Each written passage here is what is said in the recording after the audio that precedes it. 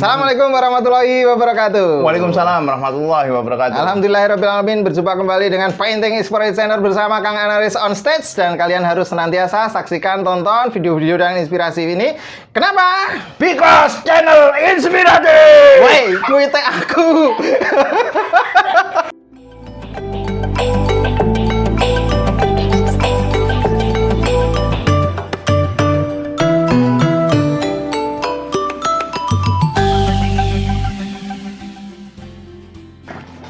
Engko. Wes oke. Alhamdulillah. Engko jenengan yo ngono kuwi. Jangan lakon dong mau cari. Alhamdulillah luar biasa. Malah ngene malah orang sambil ngopi, sambil wah luar biasa pagi ini Kang Anaris on stage bersama tim bisa menyambangi sowan ke rumah Mas Denny J, luar biasa. Siapa dia? Teman yang istimewa, luar biasa saya. Wih, gimana kabarnya Mas Denny? Alhamdulillah sangat baik. Alhamdulillah Mas. Masya Allah, luar biasa. Senang sekali berjumpa dengan beliau. Dan tidak perlu panjang lebar karena sesungguhnya tidak perlu saya perkenalkan siapa dia. Di ruangan ini, bengkel ini, saya kira Anda sudah bisa menebak siapa dia. Dan saya tidak perlu menceritakan aktivitas dia karena sudah banyak. Silahkan tonton, saksikan di channel Painting Explorer Channel. Ya. Dan tambah satu lagi. Apa?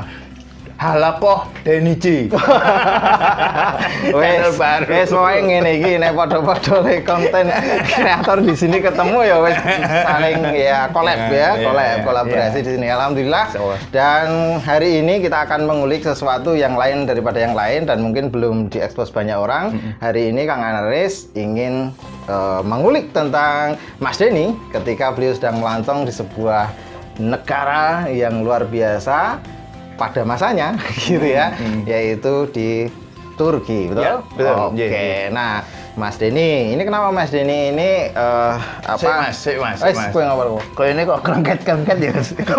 Ora jenenge iki, ora apa-apa. Coba jenengan dikerengket-kerengket mlebu ora? Ora apa-apa iki. Hah? Mlebu. Ora apa-apa ya? Ora apa-apa. Ya ora apa-apa. Enggak apa-apa ya, teman-teman. Ya maaf ya. Ora apa-apa. Saya enggak kasih agak bunyi. Ini masalah saya pakai yang bisa muter-muter ini. Luar biasa memang inilah bengkelnya seniman kayak gitu ya. Luar biasa. Wis anane gitu. Luar biasa Mas Denny. Turki, Turki apa yang menarik di sana? Ada pengalaman apa sehingga berbagi kepada kita semua? Monggo Mas Denny. Nggih, alhamdulillah. Terima kasih banyak Mas Anaris. Assalamualaikum warahmatullahi wabarakatuh pada rekan-rekan BKOS. Alhamdulillah senang sekali bisa hadir menjadi tamu Mas Anaris meskipun sebenarnya Mas Anaris sedang menjadi tamu saya. Piye iki sing tamu sopo? Kira jelas kabeh. Oke. Saya ke Turki alhamdulillah karena mendapatkan hadiah itu Mas. Jadi saya mendapatkan hadiah perjalanan oleh ini penyelenggaranya namanya Terang Trips. Terang Trips Jakarta bekerja sama dengan Turkish Airlines dan Karawasi Wisata. Nah, saat itu ada lomba mengupload karya seni. Karya seni. Nah, saya mengupload video 1 menit tentang proses pembuatan lukisan. Lukisannya ini saya jadikan dibuat kaos. Yang membuat kaos ini adalah Mas Radif. Tapi ini dari lukisan saya. Apa kuwi ceritanya apa kuwi? Nah, ini lukisannya perlu saya tunjukkan nggak ya? Oh, nggak usah, kesuwen ya. Ya, karena nggak perlu diunjukkan, biar teman-teman tahu, silahkan melihat lukisan saya di Painting Explorer Channel. Bali menenang kono. Wis ra apa-apa, wis ngono wae lah. Oke. Ini judulnya Sahadat Satukan Umat lukisan ini. Jadi ada beberapa ada beberapa bangunan arsitektur peradaban Islam, misalnya ini di Afrika, ini di Cina, ini di Samara, ini di Spanyol dan yang lain, yang disatukan dengan kalimat La ilaha illallah Muhammad Rasulullah yang kaligrafi di bawahnya. Maka judulnya Sahadat Satukan Umat. Maka alhamdulillah dengan karya itu saya bisa pergi ke Turki, hadiah dalam program namanya The Heritage of Ottoman Empire. Sejarah heritage atau warisan dari kekhilafahan Utsmaniyah gitu. Dan perjalanan ini langsung dipandu, jadi ini semacam kelas Mas, kelas sejarah.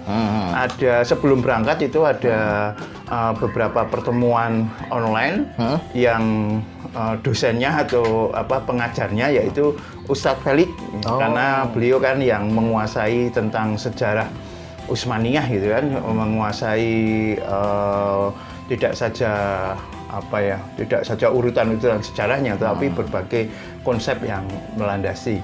Nah, ada beberapa pertemuan online. Setelah itu langsung mengunjungi ke lokasi tempat-tempat yang sangat bersejarah pada masa Khilafah Utsmaniyah.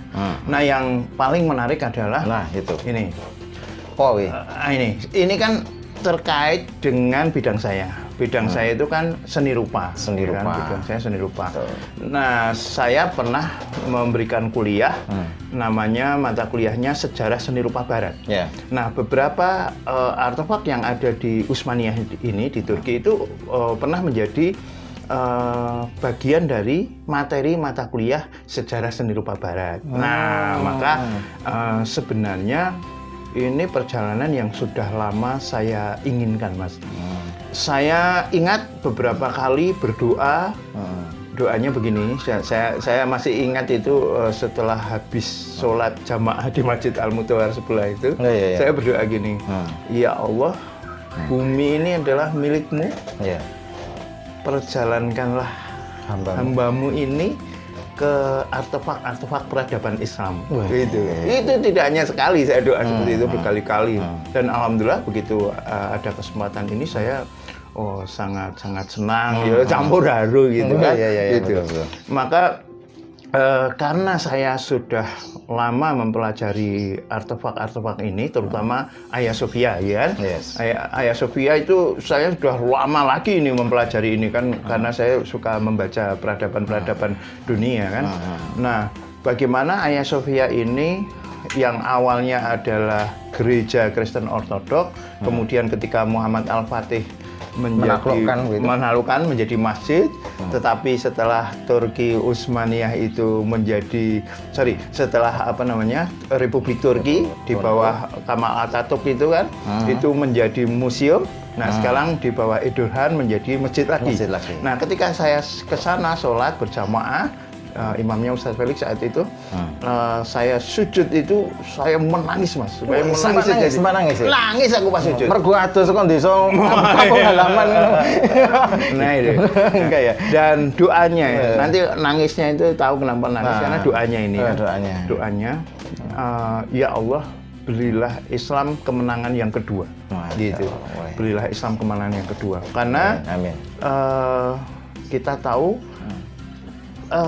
bagaimana Hagia Sophia ini bisa menjadi milik umat Islam itu merupakan perjuangan yang sangat panjang, yang bahkan sudah dikabarkan oleh Nabi Muhammad SAW bahwa Konstantinopel ini akan ditaklukkan umat Muslim. Saat itu kan mengkabarkannya ketika umat Islam dalam kondisi yang sangat terpuruk gitu kan, di dalam perang Ahzab, perang Khandaq itu kan, justru Nabi mengabarkan Islam akan menang, bisa mengalahkan Konstantinopel.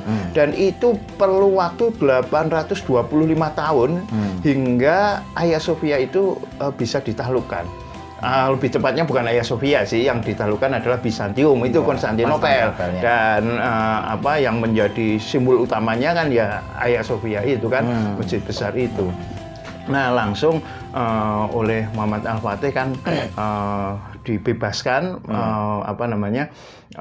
gereja itu, orang-orang pengurusnya Kristen Ortodok diberi ganti agar bisa mendirikan gereja yang lain gitu kan. Karena ini simbol pusat peradaban Bizantium, Konstantinopel saat itu. Kalau ini tidak dikuasai ya percuma aja kan, masuk seluruh kota sudah dikuasai, yang ini enggak kan gitu. Nah,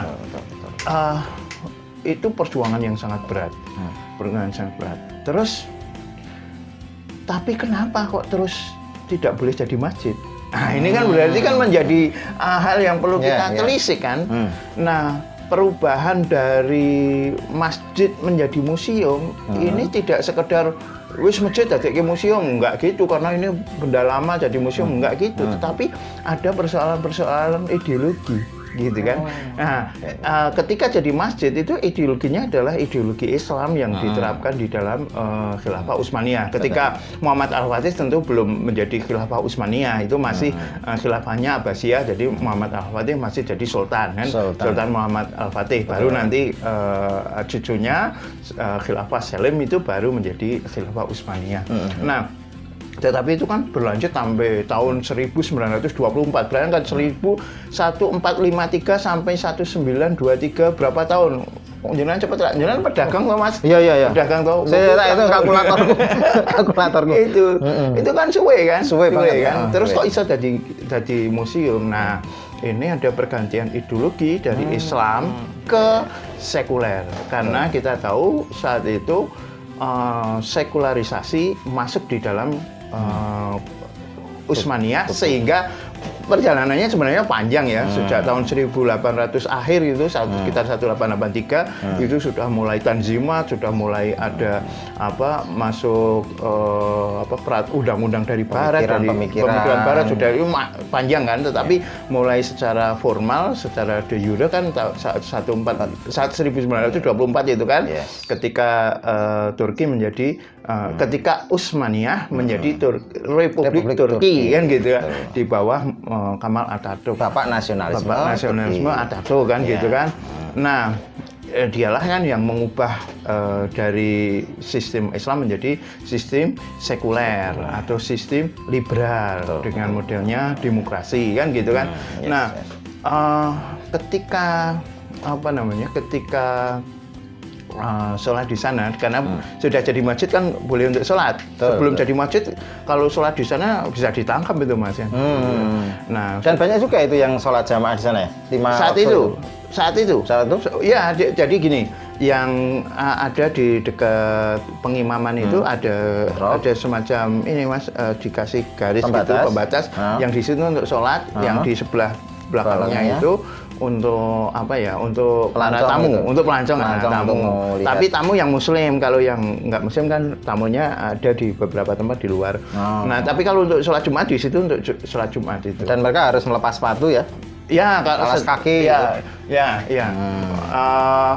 Tapi tetap pakai kaos kaki. Kalau di sana modelnya pakai kaos kaki. Nanti itu cerita-cerita yang unik tentang kaos kaki itu.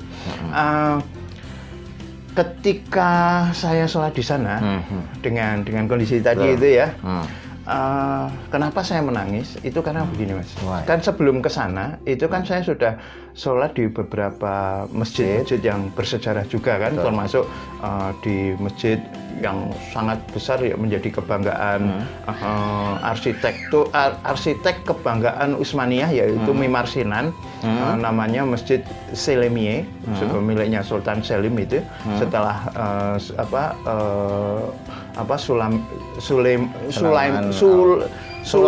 Sulaimani itu masjid yang terkenal di Utsmaniyah. Kalau bahasa Turki pakai iye gitu ya? Kalau Sultan Sulaiman ya Sultan Sulaiman. Tapi masjidnya Sulaimaniye. Terus setelah Khilafah Sulaiman, tadi saya koreksi ya, bukan Selim. Selim itu setelah Sulaiman ya. Setelah Khilafah Sulaiman, Khalifah Sulaiman, Khalifah Selim, masjidnya Selimiye. Jadi baik kedua khalifah ini kan punya arsiteknya sama kan, Sinan itu kan, Mimar Sinan. Yang karya terbesarnya memang Selimiye, tapi karya yang terkenal kan Sulaimaniye kan gitu kan. Ini di Istanbul, yang ini di Edirne. Nah, sebelumnya saya sudah sholat di Edirne, bahkan sholat di Bursa. Nanti ada yang masjid lebih lama lagi namanya Ulu Jami. Itu kan saya sudah sholat ke sana, rata-rata sepi Mas, sepi. Jadi meskipun itu belum sebelumnya bukan apa namanya? Kalau itu museum masjid, ya. kalau itu tetap masjid, sejak awalnya tetap masjid ya. Tetap masjid. Jadi saya sholat Wah, subuh di sana sangat sepi. Bahkan saya sempat live sholat subuh di setelah sholat subuh saya mereview masjidnya. Kalau pengen lihat ya silahkan mengunjungi Panjang Explorer Channel. Iklan meneh. Rapopo. Oh, itu istimewanya itu. Iya. Oke. Nah, saya ketika habis sholat itu saya tanya kok sepi ya, tanya ke Ustadz Feli, kan Ustadz Feli udah bertahun-tahun ke sana kan, sejak tahun 2011 itu setahun bisa beberapa kali. Katanya memang saya tanya gini, apakah ini sepi karena pandemi gitu kan, pandemi. Beliau menjawab bukan, memang sepi gitu kan, sepi. Jadi gini, kalau kita lihat semangat pemimpinnya Edurhan itu kan kita tahu kan semangat Islam luar biasa kuat gitu kan, kita membawa kembali kejayaan Turki gitu kan. Nanti saya akan membahas tentang salah satu museum yang bisa menggambarkan itu. Betul. Ketika sekarang Edurhan itu berkuasa, terus menjadikan Hagia Sophia menjadi masjid lagi. Ya. Nah ini kan kita lihat bahwa Edurhan itu begitu hebat di dalam memberikan kesan bahwa ini suasananya Islam gitu kan. Islam. Yes. Tetapi kalau kita lihat situasinya di Indonesia itu masih jauh lebih Islami gitu. Masjid-masjid masih ramai. Orang-orang berpakaian jilbab, berpakaian kerudung, berpakaian gamis jilbab itu juga jauh lebih banyak. Kalau di sana saya lihat wanitanya juga ya sebagaimana wanita-wanita Eropa itu kan pakai. Berarti malah jarang juga yang mereka nutup aurat. Saya lihat yang menutup aurat itu kayaknya malah para pendatang gitu kan. Para pelancong itu malah justru pakai kerudung. Itu. Jadi gini Mas. Di Turki, nanti bedanya Turki dengan Indonesia ya. Di Turki itu Edurhan memang nuansanya Islam kan. Tetapi dengan semangat Islam kan. Tetapi itu kondisinya masih 50-50 dengan Kamalis. Ya, Kamalis ini sekuler. Pendukungnya masih banyak Kamalis ini. Bahkan kalau kita menjelek-jelekan Mustafa Kamal ini, itu denda penjara 15 tahun gitu sampai sekarang gitu kan. Berarti kondisi sekulernya, liberalnya itu sana masih terasa. Nah, kalau kita lihat orang sholat dan pakaian seperti itu memang jauh lebih sedikit ketimbang Indonesia. Meskipun saya sempat terobati juga ya ketika saya sholat Jumatan di Masjid Muhammad Al-Fatih itu kan, masjidnya besar sekali dan yang datang juga banyak kan, membludak ya. Meskipun sana social distancing-nya itu physical distancing-nya itu jauh lebih banyak. Kalau kita kan paling cuma setengah meter ya. Ono ki 2 meter Mas. Lagi sholat iki kok kene harus kene iki lho Mas. Wah, coba kayak rentangkan tangan. Ngono kae. Dan ketat banget itu di sana. Nah, memang kalau kita lihat ya Jumatan itu kan bagaimanapun umat muslim yang tidak bisa meninggalkan gitu. Dan saya lihat mereka masih punya giroh Islam terbukti dari Jumatannya, tetapi kesehariannya memang seperti itu. Jadi bedanya kalau di Indonesia itu kan nuansa, kalau di Indonesia kan nuansa pemerintahannya gitu kan kita tahu ya, dengan nuansa di di publiknya itu kan berbeda gitu ya. Nah di sana itu nuansa di pemerintahan itu Islam gitu, di publiknya itu nuansanya sekuler kan gitu. Nah itu jadi mungkin kalau klub ketemu digabungkan gitu, agar ketemunya udah kualik gitu ya. Ngono ki ya bisa apik ya Mas. Apik ya hasilnya ya. Hasilnya apik agar ora kualik. Nek kualik malah jadi tambah lebar ini. Apa jeli-jelan ngono wae. Gitu. Jadi ya saya merasakan itu.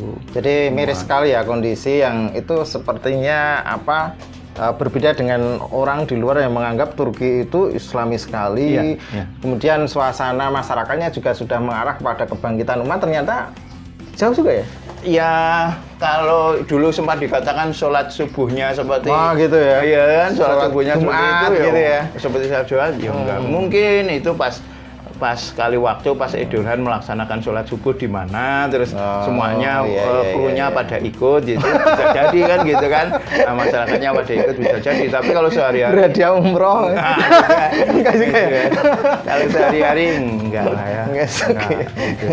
Jadi memang, tapi gini Mas ya, dengan saya melihat sholat Jumat itu kan sana kalau persentasenya umat Islam kan jauh lebih banyak ya, hampir 99% Islam lah, yang sisanya itu termasuk Kristen Ortodok itu. Nah,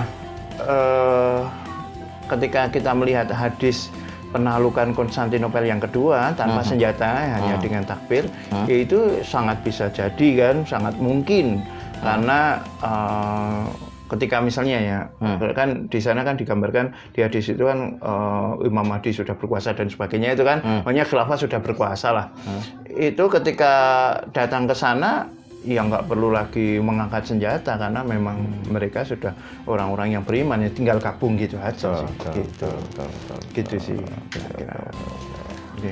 Oke, baik, luar biasa ternyata itu tadi yang melatar belakangi kenapa Mas Denny di sana tersujud dan menangis melihat kondisi yang real ya, gambaran nyata yang ada di Turki ya.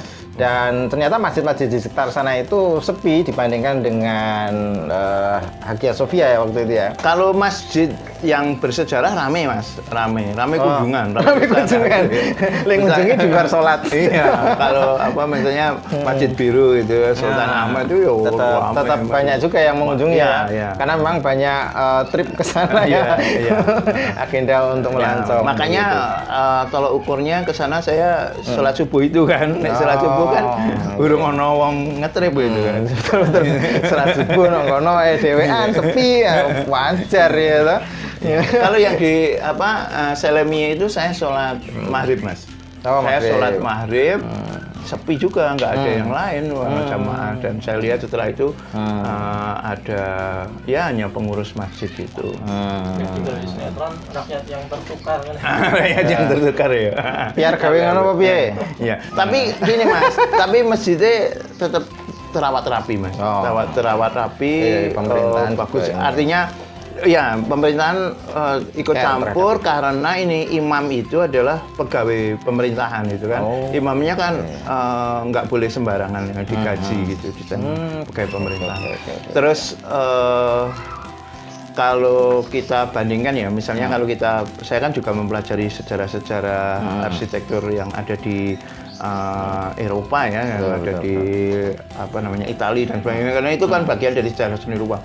Itu kan sekarang banyak yang dibongkar Mas, banyak yang dihancurkan, banyak yang karena di Italia terutama kan, di Italia itu kan pusat seni rupa dulu kan Renaissance kan. Itu kan sekarang tidak punya dana untuk merawat itu, karena perawatannya mahal sekali. Dulu kan yang mendanai kan jamaah kan.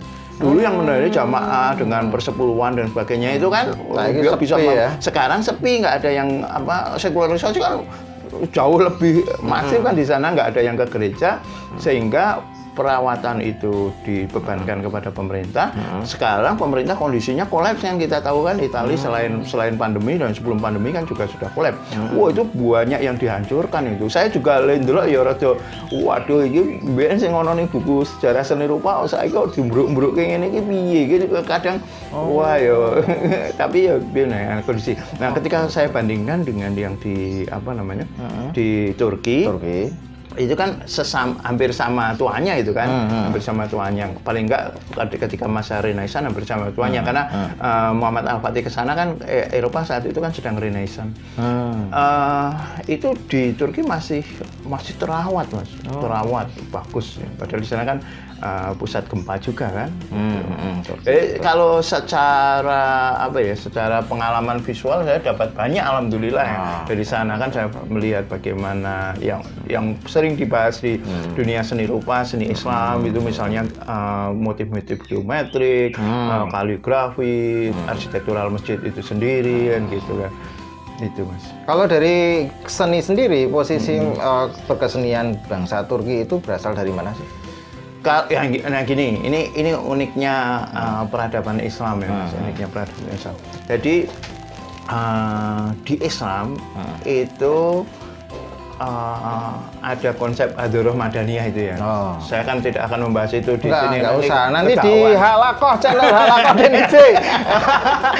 Di Halakoh DNC ada itu, Hadroh dan Madaniyah. Hadroh Madaniyah nanti lihat ke sana terus ke sini lagi ya. Oke, sekarang gini. Karena ada konsep Hadroh Madaniyah, umat Islam itu bisa memanfaatkan berbagai unsur-unsur bendawi yang berasal dari peradaban lain.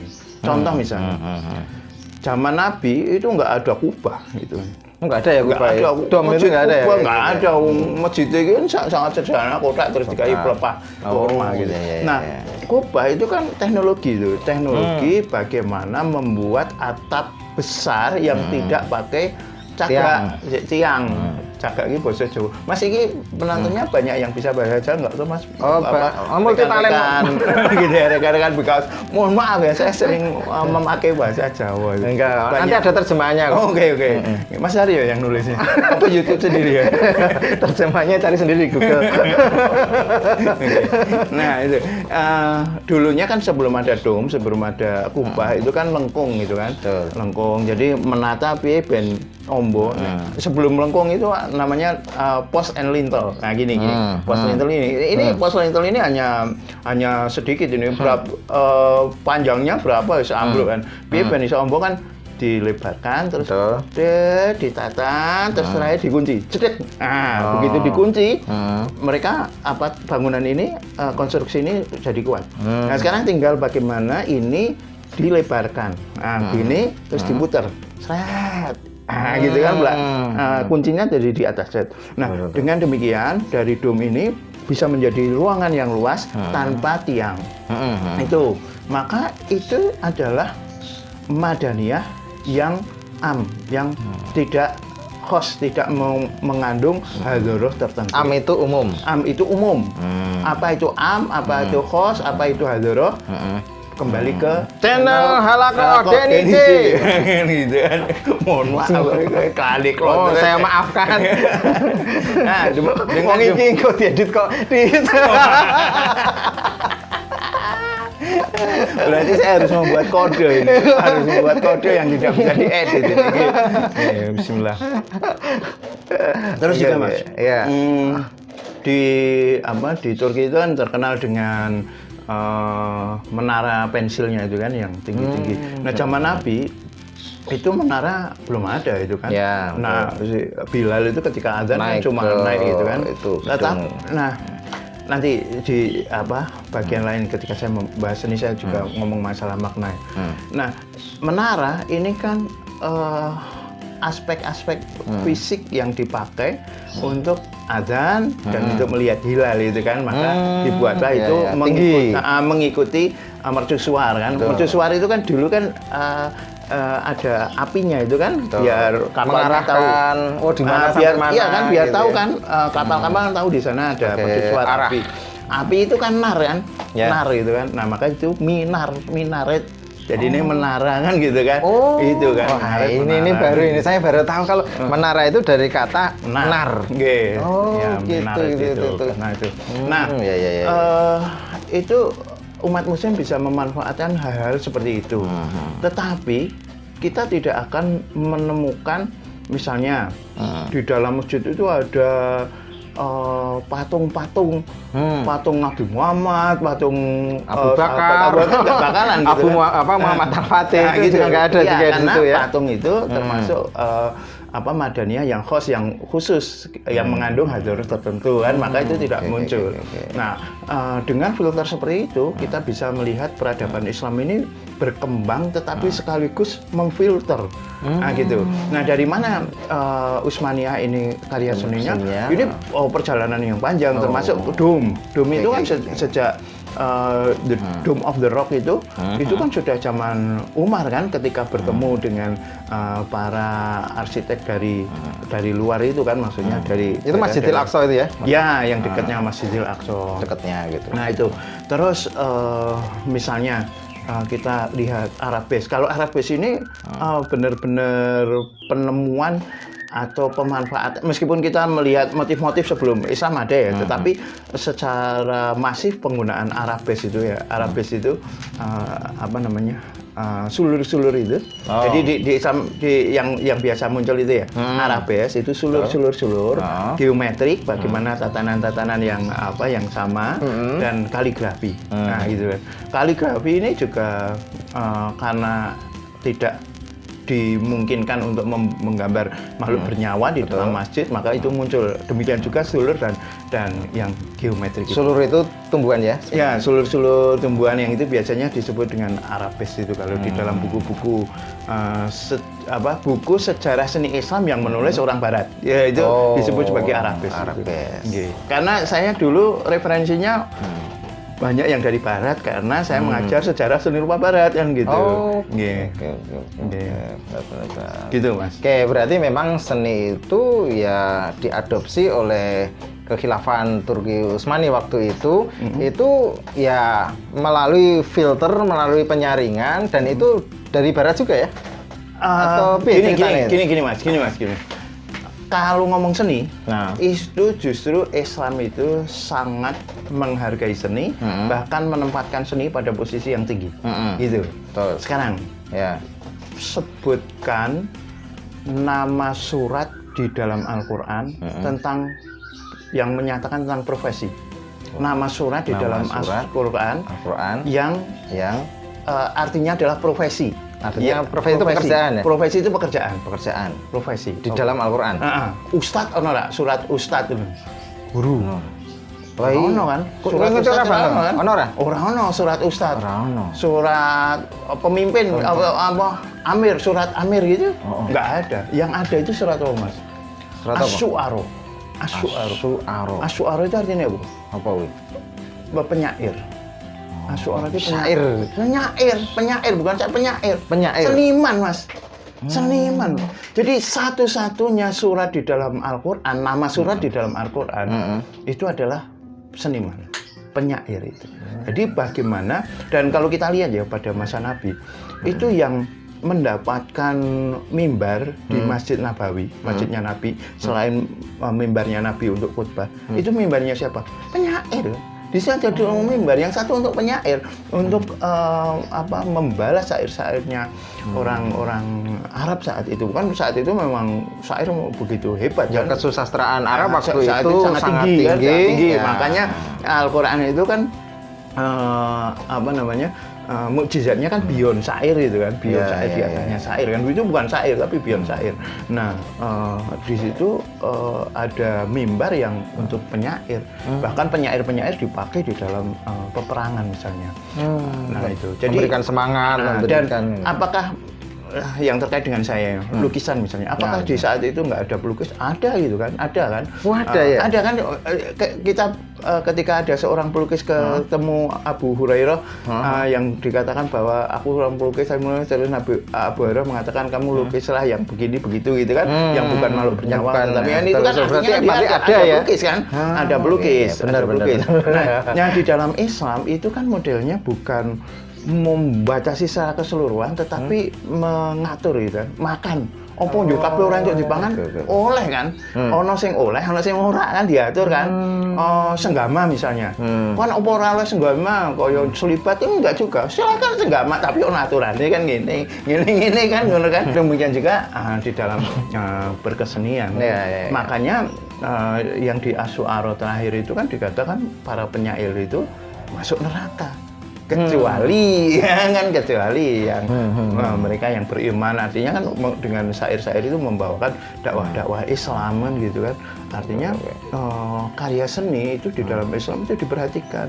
Dan mukjizatnya Islam itu apa? Kalau mukjizatnya di zaman-zaman Nabi sebelum Nabi Muhammad SAW kan sifatnya kan fisik kan, bagaimana kita terpukul dengan keadaan fisik, misalnya Nabi Musa dengan ular dan sebagainya, itu kan kalau di Islam mukjizatnya apa? Beyond seni kan. Ketika ditantang untuk membuat surat yang semisal dengan Al-Quran, itu yang ditantang apanya? Bukan sekedar isinya kan, tetapi komposisi kalimatnya, bagaimana memilih diksi, bagaimana mengkomposisikan, itu kan persoalan sastra. Karena sastra itu bisa dibuat manusia, dan ini sebagaimana sastra tetapi tidak bisa dibuat manusia, maka dia, kalau bahasa saya, beyond sastra, beyond seni, di atasnya seni, lebih dari seni kan, melampaui seni. Maka seni itu sebenarnya di dalam Islam itu sangat-sangat diperhatikan. Gitu. Maka nanti ekspresinya kalau yang di bidang saya seni rupa ya seperti tadi yang saya sampaikan. Begitu. Luar biasa. Kelanjutan dari pembahasan Hadroh Madaniyah silakan di channel kok Denici. Kesuwen nih. Oke, luar biasa ya. Itu yang menarik ketika Mas Denny sampai ke Turki, kemudian melakukan eksplorasi di mana-mana, kemudian melakukan, bahkan mungkin sempat melukis juga di sana ya. Sempat, alhamdulillah, nggih, sempat melukis di Masjid ceritakan ngelukisnya kayak apa? Kalau saya lihat di painting eksplorasi itu kayaknya yo pakai buku, pakai ini kedinginan, Mas. Gambar es apa gambar apa? Wah, aku kedinginan. Baru kali itu saya melukis sambil pas melukisnya nggak terasa dingin cuma. Iku cat airnya jadi membeku kan? Oh iya, membeku dari Jogja itu. Membeku ya? Membeku dari Jogja karena nggak ada cat air kering. Betul. Ini yang saya bawa. Karena kalau cat air yang pakai itu bukan kelamaan. Saya memang siapkan ini dari Jogja. Nah, terus pas melukis semangat ya. Semangat itu begitu ruang mau titir. Wah, itu nek bisa membeku berarti dicairke menara. Didoni ya, gitu. Oh gitu, sempat. Di mana aja waktu itu spot-spot yang saya ngelukis sempat di Selemie, saya ngelukis di ini apa, di pinggir Teluk Golden Horse, ya, Tanjung Selat. Yang Tanduk, Teluk bukan Selat Bosporus, tapi di Teluk Golden Horn, Tanduk Emas. Dan juga ngelukis di Uludag itu apa namanya, gunung salju, ngelukis di gunung salju. Kalau itu saya live kalau pas di gunung. Ya, saya ikuti itu. Wah, alhamdulillah. Luar biasa itu. Ya kapan-kapan ya, Mas Kang Anar State nanti bisa. Oh, semoga apa gimana? Semoga baik-baik saja. Tapi saya pengen suatu saat jalan-jalan ke sana dengan seniman-seniman semuanya. Itu kan asik gitu kan. Terus ngopo? Ya berkarya. Oh, berkarya. Seniman itu dimanapun bisa berkarya. Tidak ada yang kemudian membatasi dia, itu kan. Kalau sambil ngobrol kayak gini nanti akan muncul kok ide-ide tertentu kan gitu. Ya kan, luar biasa. Oke. Itu dulu dari saya, nanti saya tanya kepada suara gaib. Wah, jadi biasanya kita ada suara-suara gaib, Mas. Apa itu? Nah, ya sebentar lagi. Kayaknya suara gaibnya tadi itu muncul lagi nggak sing apa? Gini itu saya lupa ya, Mas. Iya, ya because channel inspiratif. Oh ya, terakhir gue. Oke. Kita dengarkan dulu suara-suara gaib. Oke. Mari kita. Pakai mic nggak? Pakai. Saya penasaran. Nah, ini. Nah, ini suara gaib. Peristiwa yang paling fenomenal itu kan yang kapal dibawa ke gunung. Ya, betul. Itu terdokumentasi nggak di dalam sebuah karya seni, lukisan atau apa itu? Monggo. Kalau museum ada nggak? Film. Nah, ini tadi yang pengen saya omongkan. Oh iya. Dan untung dengan omongan ini saya jadi ya, ini teringat, untungnya ada suara gaib di situ. Jadi teringat yang tadi saya pengen ngomong tentang sesuatu fenomena tadi ya. Oke. Jadi di Turki itu ada museum baru namanya Museum Panorama 1453. Nah, Museum Panorama 1453 itu isinya ketika penyerbuan Muhammad Al-Fatih, Sultan Muhammad Al-Fatih ke Konstantinopel ketika membobol benteng Theodosius, benteng Konstantinopel. Nah, di sana berisi banyak sekali lukisan yang menggambarkan itu, termasuk yang ditanyakan suara gaib tadi, yaitu proses bagaimana kapal itu dilewatkan di dalam bukit Di atas Galata bukit itu, Galata. di bukit Galata itu. Memang saat itu ya tidak ada yang mendokumentasikan kan saat itu mungkin Rapober ya, pengen sing motret yo kok kamerane urung duwe gitu kan. Wah, aku pengen motret nge-share ning WA ya urung ono. Lagi ngangkat ngene iki Nah. ngevlog ngene. Enggak ono ya. Terus main ono sing lukis ngono kok ya Ya, langsung belum tur ada ya. malam kan itu mah. Mm-mm, gitu betul, kan. betul. Tapi kalau yang di dokumentasi apa yang di museum itu ada cuma begini. Ketika saya ke sana tutup, Mas. Tutup. Nah, iki ono uniknya sesuatu. ini di sini. Kenapa? Apakah karena pandemi atau karena apa? Jadi Nah. jadi dari rumah saya memang sudah berpikiran gini. Hebat sekali. Edoran bisa membuat museum ini. Betul. Karena apa? Museum kita tahu kan Turki adalah negara sekuler. Ya. Ini museum ini jelas-jelas mengingatkan pada semangat Islam. Ya. Semangat Islam.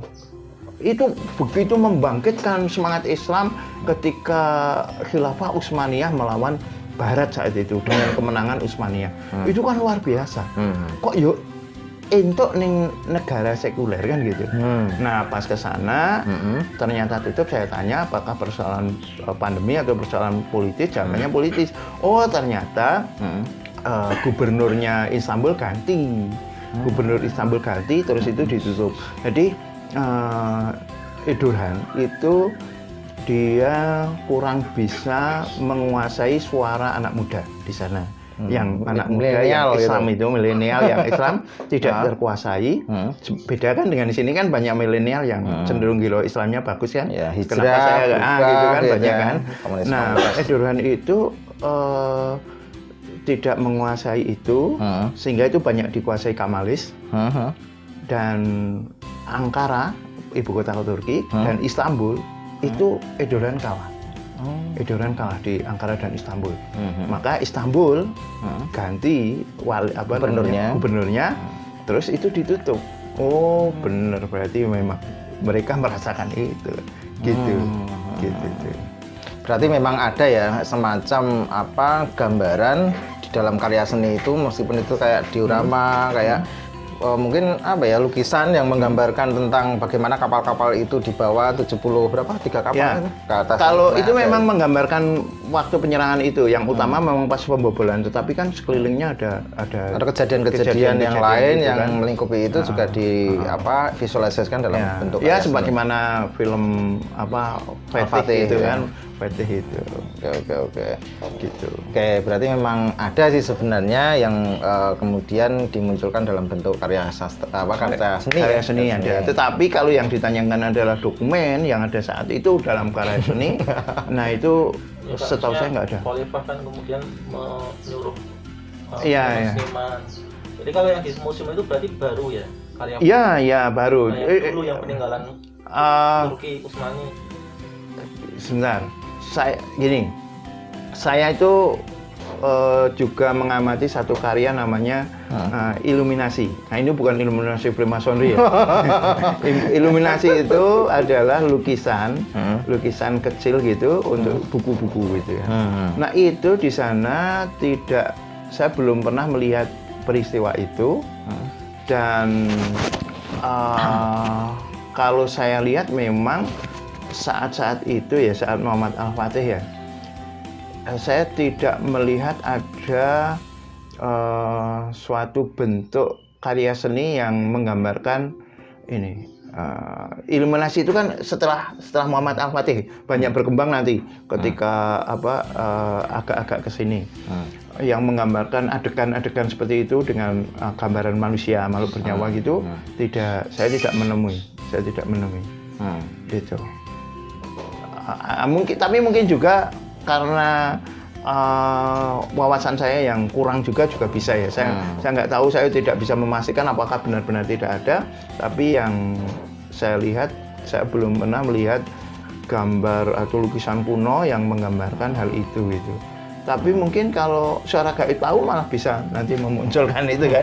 Iya. Tapi nanti malah jadikan yang PR saya akan coba lihat lagi apakah memang ada atau tidak ada itu. Tapi kalau di film jelas ada. Oke. Nanti kita bahas di halakoh DC. Oke. Suara gaib ada yang mau ditanyakan lagi? Biasanya banyak ini. Oh begitu ya? Iya, karena masih ada waktu. Monggo silakan suara gaib. Dokumentasi misalnya kayak pertemuan terakhir, peristiwa-peristiwa sejarah itu didokumentasi. Di Indonesia juga Raden Saleh itu banyak melukis. Sebentar. Kalau kita lihat nggak kalau perjamuan terakhir itu apple to apple-nya bisa jadi dengan museum tadi, dengan film tadi, karena perjamuan terakhir itu kan pada masa Yesus kan, masa Nabi Isa kan. Terus yang lukis itu siapa? Yang lukis itu Leonardo da Vinci tahun 1400-an, berarti sudah 1400 tahun yang lalu kan nggak ada pas jamuan terakhir Yesus terus ono sing sing mandek lukis kan gitu kan nggak ada itu. Dan kalau ini menarik itu kalau nah misalnya ono paling panraya pisan yo. Terus gini, ini sekaligus menarik gitu ya kasus ini. Kalau kita membaca sejarah seni rupa barat, itu nanti mau nggak mau ketemu dengan ikon-ikon Yesus. Nah, gambar-gambar Yesus itu baru muncul setelah pendirian Konstantinopel itu oleh Kaisar Konstantin kan dulunya kan Kristen itu kan dimusuhi kan. Kristen itu di Romawi dimusuhi, dibunuh, yang disebut martir itu kan. Kalau dia ketemu kasih makan sama singa di Kolosium itu kan. Nah, dulu itu orang-orang Kristen itu ketika zaman dimusuhi itu kalau beribadah dia di bawah tanah, dan sekaligus di situ ada makam-makam orang Kristen yang disebut itu dengan katakomba. Kristen Ortodok. Kristen awal belum ada Ortodok, belum ada Katolik, belum ada Ortodok, apalagi Protestan ya Kristen gitu aja kan. Nah saat itu Yesus itu kan kalau orang nyebut Yesus oleh Kristen kan dibunuh oleh orang Romawi. Itu mereka rahasia untuk menggambarkan Yesus itu dia gambarnya ikan, bukan nggak ada terus ono gambar Yesus yang seperti yang sekarang. Ikannya apa ikannya jenisnya? Ikan biasa begini, jadi cuma bukan paus ya? Bukan. Jadi ini menarik ini. Jadi kalau biar tahu sesama orang Kristen gitu, ketika yang lain lukis begini, maka orang lain akan menuliskan begini. Maka dia tahu itu orang Kristen. Gitu. Nah, nek misalnya sing siji kode sing gawe ngene, terus sing liyane ngene dadi kok payung gitu. Oh, jelas bukan kan itu. Oh, bukan itu payung. Ngene. Oh, bukan. Jadi passwordnya seperti itu. Nah, gambar Yesus yang seperti sekarang bermunculan itu baru muncul ketika zaman Konstantinopel. Itu awal-awalnya yang diambil bukan yang seperti itu. Awalnya mengambil dewa matahari, Helios, yang itu nggak ada kumisnya, nggak ada jenggotnya seperti sekarang. Nah, yang ada sekarang ini itu belakangan lagi itu diambil dari dewa namanya Dewa Serapis. Dewa Serapis itu awalnya ada di Mesir, kemudian masuk ke Yunani dan masuk ke Romawi. Nah, terus dipakai untuk itu. Nanti silahkan googling di YouTube. Googling yang Google. Googling yang jauh. Wis sak karepmu lah. Nang Painteng Explorer Channel. Ana orang. Nanti googling Serapis gitu. SERAPIS patung Serapis itu. Patung Serapis itu. Nanti teman-teman akan tahu. Nah, itu yang Dewa Matahari itu, bukan? Yang ini yang sudah mulai ada jenggotnya. Yang belakang ada mataharinya itu. Itu beda lagi. Itu namanya halu. Itu namanya halu.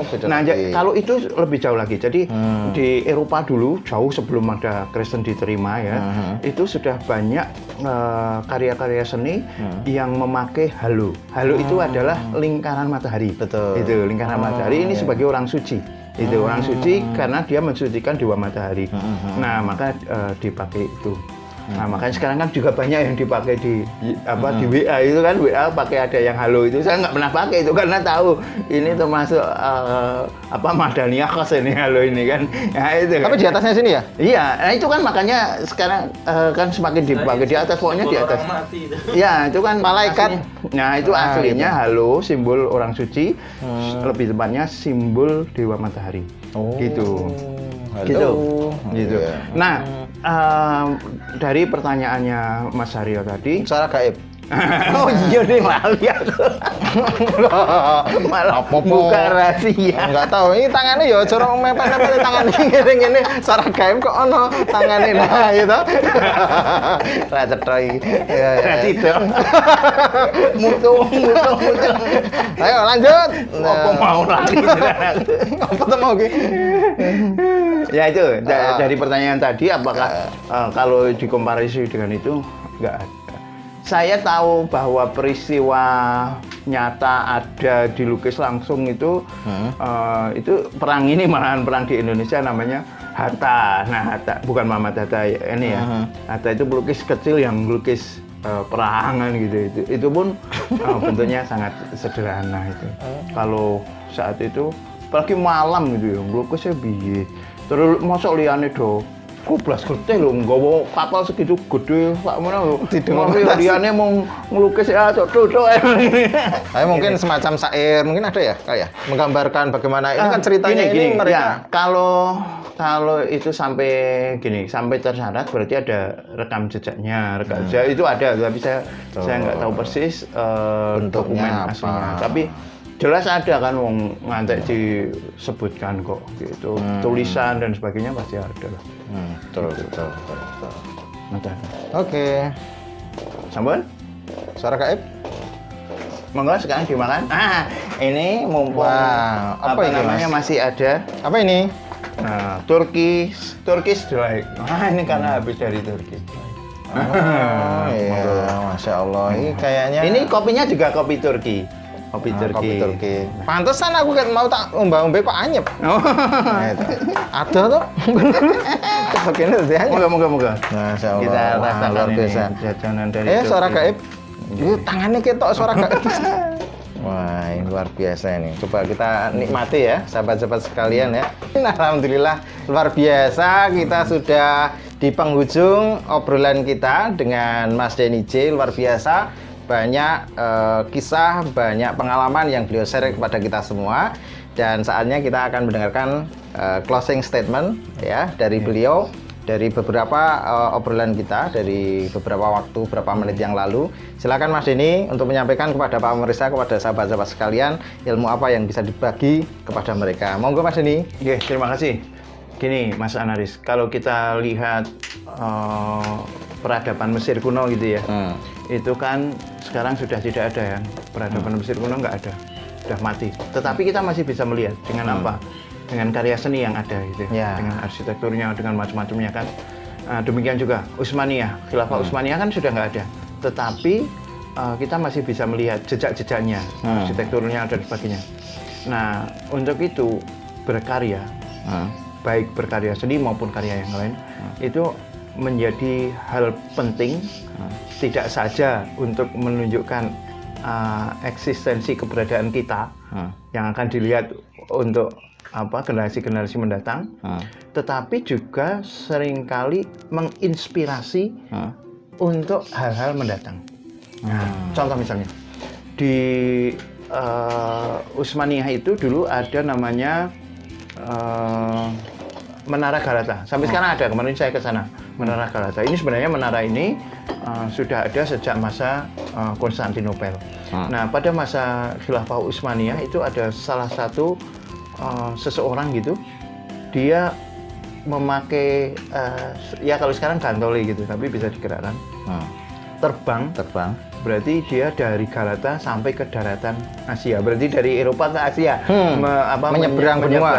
Menyeberangi ini kan melintas Bosporus gitu kan. Selat Bosporus. Tetapi sebelum itu di Abbasiyah dulu kan sudah ada Ibnu Firnas dan sebagainya Ibnu Abbas ya. Ibnu Abbas yang Ibnu Abbas? Abbas Ibnu Firnas. Abbas Ibnu Firnas yang membuat prototipe pesawat terbang. Nah, itu nantinya menginspirasi juga atau dilakukan oleh Leonardo da Vinci. Artinya karya itu menginspirasi ke depan. Kalau yang Mesir maupun Utsmaniyah tadi kan suatu karya bisa menjadi jejak. Artinya apa? Mau nggak mau kita umat Muslim itu mesti terus berkarya, Dan khususnya karena bidang saya seni, terus berkarya seni. Seperti yang saya sampaikan tadi, posisi seniman di dalam Islam itu penting gitu. Jadi mari teman-teman, rekan-rekan Bikaos untuk terus berkarya. Mengapa? Because channel inspiratif. Luar biasa. Terima kasih Mas Sama-sama, Denny sama-sama. sudah menginspirasi kita semua. Luar biasa. Nggih. Ditutup dengan ajakan kepada kita semua untuk senantiasa berkarya. Dan satu lagi ajakan, jangan lupa Piye iki? subscribe Oh, iya, Bikaos. Oh, Ya, subscribe, like, share, komen aja nanti komen. Insya Allah nanti Mas Anaris kalau ada pertanyaan silahkan WA saya, nggak apa-apa, nanti saya tak ikut komen juga nggak apa-apa di Bikaos ya, tak ikut komen. Subscribe, share, komen, like juga, like. Nah, Dan oke, yang oke. penting adalah memencet bel notifikasi. Wah. Oke. Terima kasih. Jangan lupa pula Nggih. subscribe, like, comment, and share. Halo Denny J dan juga Panting Panting. Bikin ini terus ya. Baik, terima kasih sudah menonton video ini dari awal sampai akhir. Semoga terinspirasi, bisa mengambil manfaatnya. Kalau Anda merasa ini bermanfaat, share, bagikan ke teman-teman yang lain. Jangan lupa like, comment, subscribe, and share kepada yang lainnya, insya Allah. Dan ikuti video-video berikutnya selanjutnya yang akan menginspirasi kita semua. Mengapa? Because channel inspiratif. Luar biasa, matur nuwun Oke, Mas sami-sami, Denny. sami-sami. Assalamualaikum warahmatullahi wabarakatuh. Waalaikumsalam warahmatullahi wabarakatuh.